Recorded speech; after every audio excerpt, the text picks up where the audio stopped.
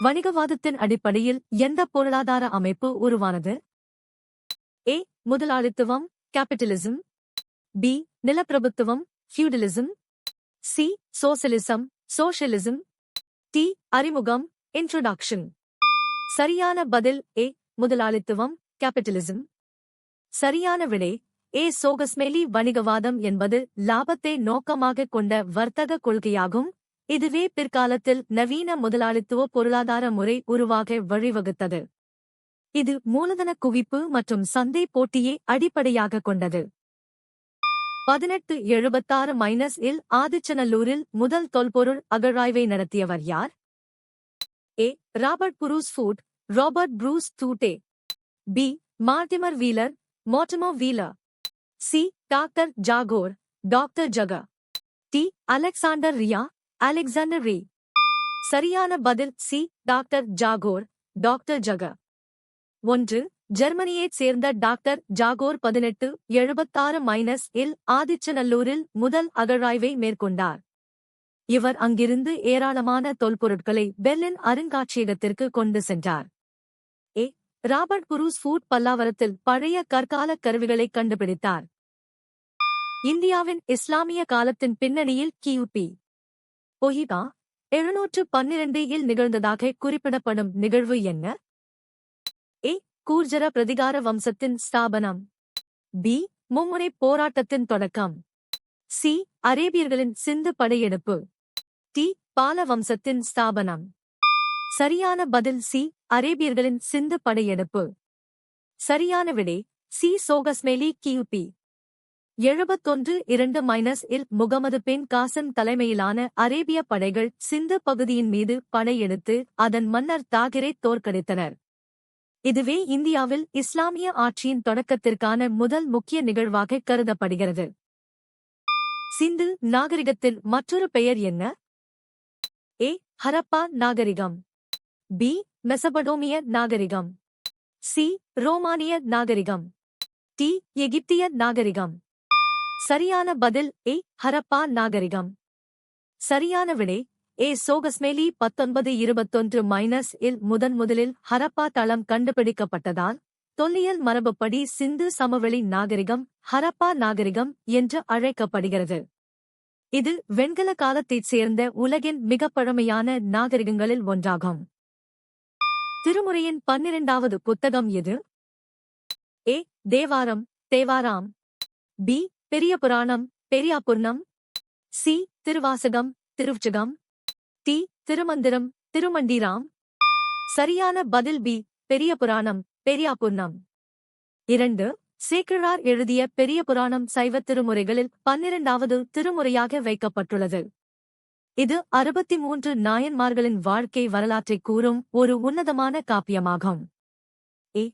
தேவாரம் என்பது முதல் 7 திருமுறைகளை உள்ளடக்கியது. இந்திய வணிகர்கள் வெளிநாட்டுத் துறைமுகங்களில் எதில் ஈடுபட்டனர்? ஏ. விவசாய பரிமாற்றம்.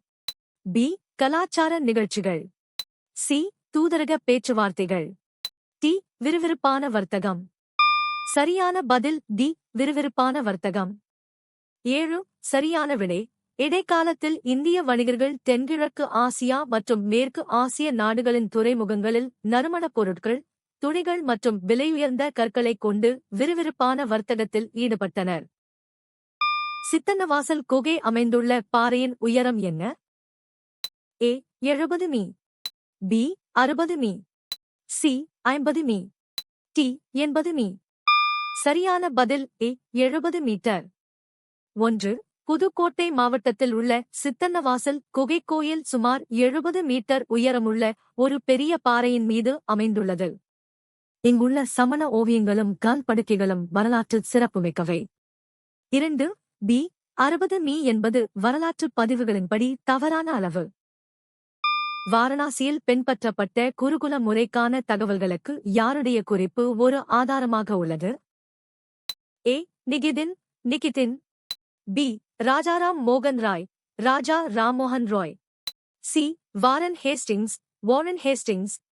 டி. ஜோதிபா ஃபுலே. சரியான பதில் ஏ. நிகிதின்.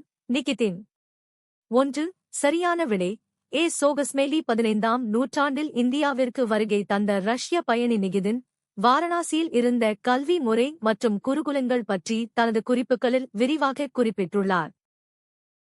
டாக்டர் லட்சுமணசாமி முதலியார் ஆணையம் எந்த ஆண்டு நியமிக்கப்பட்டது? ஏ 1948, பி 1964, சி 1970, டி 1952. சரியான பதில் டி 1952. சரியான விடை இடைநிலை கல்வி ஆணையம் என்று அழைக்கப்படும் டாக்டர் லட்சுமணசாமி முதலியார் ஆணையம் 1952ஆம் ஆண்டு நியமிக்கப்பட்டது. இந்த ஆணையம் இடைநிலை கல்வியின் பாடத்திட்டம் மற்றும் கற்பித்தல் முறைகளில் மாற்றங்களை பரிந்துரைத்தது. மகாவீரர் காலத்தில் எத்தனை தனித்துவமான அரசாங்க வடிவங்கள் இருந்தன? ஏ 3, பி 1, சி 2, டி 4. சரியான பதில் சி 2. 5. மகாவீரர் வாழ்ந்த கிமு 6ஆம் நூற்றாண்டில் கனசங்கங்கள், குடியரசுகள் மற்றும் முடியாட்சிகள் என 2 வகையான அரசாங்க முறைகள் நடைமுறையில் இருந்தன. மகாவீரர் ஒரு கனசங்கத்தைச் சேர்ந்தவர் என்றாலும் மகதம் போன்ற வலிமையான முடியாட்சிகளும் அப்போது வளர்ந்து வந்தன. பின்வருவனவற்றில் ஐம்பெருங்காப்பியங்களில் ஒன்றாக பட்டியலிடப்படாத எது? A Seevaka Chintamani Seevaka Chintamani, B Purananuru Purananuru, C Silappatikaram Silappatikaram, D Manimekalai Manimekalai. சரியான பதில் பி புறநானூறு புறநானூறு. சரியான விடை பி சோகஸ்மேலி புறநானூறு என்பது சங்க இலக்கியத்தின் 8 தொகை நூல்களில் ஒன்றாகும். இது ஐம்பெருங்காப்பியங்களில் ஒன்றாக கருதப்படுவதில்லை. சிலப்பதிகாரம், மணிமேகலை, சீவக சிந்தாமணி, வளையாபதி மற்றும் குண்டலகேசி ஆகியவையே ஐம்பெருங்காப்பியங்கள் ஆகும். அரசாங்கத்தின் நில வருவாய் பங்கை நிர்ணயிக்க சோழ ஆட்சியாளர்கள் எதை மேற்கொண்டனர்? ஏ ஒரு மத விழா, பி மக்கள் தொகை கணக்கெடுப்பு, சி ஒரு இராணுவ பிரச்சாரம், டி நிலத்தின் விரிவான கணக்கெடுப்பு. சரியான பதில் டி நிலத்தின் விரிவான கணக்கெடுப்பு. நிலத்தின் தரம் மற்றும் விளைச்சலுக்கு ஏற்ப வரியை நிர்ணயிக்க சோழ மன்னர்கள் நிலங்களை முறையாக அளவீடு செய்தனர். முதலாம் ராஜராஜன் மற்றும் குலோத்துங்க சோழன் ஆகியோர் விரிவான நில அளவை மேற்கொண்டனர். மற்றவை ஏ மத விழாக்கள் கலாச்சார நிகழ்வுகளாகும். உரையின்படி பெண்பார் புலவராக அடையாளம் காணப்படுபவர் யார்? ஏ வெண்ணிக்குயத்தியார் வெண்ணிக்குயாத்தியார், பி காரி கரி, சி ஓரி ஊரி, டி பேகன் பெகின். சரியான பதில் ஏ வெண்ணிக்குயத்தியார் வெண்ணிக்குயாத்தியார். 8. வெண்ணிக்குயத்தியார் சங்க காலத்தைச் சேர்ந்த ஒரு புகழ்பெற்ற பெண்பார் புலவர் ஆவார். இவர் கரிகால் சோழனுக்கும் சேரமான் பெருஞ்சேரலாதனுக்கும் இடையே நடந்த வெண்ணிப் போரைப் பற்றிப் பாடியுள்ளார். கன்பூசியஸ் ஒரு தத்துவஞானி என்பதைத் தவிர வேறு எதற்காக அறியப்பட்டார்? ஏ ஒரு மதத் தலைவர், பி ஒரு இராணுவ வியூக நிபுணர், சி ஒரு அரசியல் சீர்திருத்தவாதி, டி ஒரு கவிஞர். சரியான பதில் சி ஒரு அரசியல் சீர்திருத்தவாதி. 1. கன்பூசியஸ் ஒரு சிறந்த தத்துவஞானி மட்டுமல்லாமல் சமூக ஒழுக்கத்தையும் நேர்மையான ஆட்சியையும் வலியுறுத்திய அரசியல் சீர்திருத்தவாதி ஆவார். அவர் சீன அரசாங்க நிர்வாகத்தில் தார்மீக விழுமியங்களை புகுத்த முயன்றார். பெரும் கிளர்ச்சியின் அடையாளத் தலைவர் யார்? ஏ நானா சாஹேப் நானா சஹே, பி பி ராணி லட்சுமிபாய் ராணி லக்ஷ்மிபாய், சி திப்பு சுல்தான் திப்பு சுல்தான், டி பகதூர் ஷா பஹாதுர் ஷா.